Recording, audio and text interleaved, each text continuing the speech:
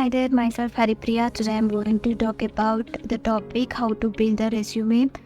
To build a resume, it involves various steps. First of all, select the suitable and professional format to build a strong resume. And next, add your contact details along with your full name, and if required, add your LinkedIn profile to it. Also,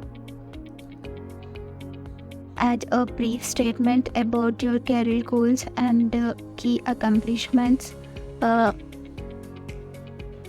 Showcase your work experience on your previous job by including the company name and also domain you have worked in. Also, add your achievements and also awards that are related to the job you have applied for.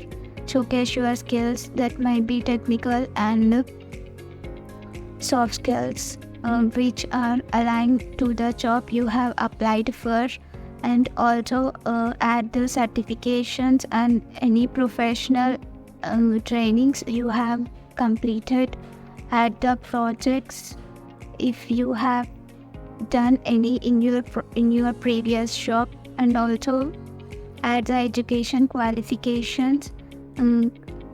Starting with the highest education qualification that you have, and also include your university name along with the degrees you have received.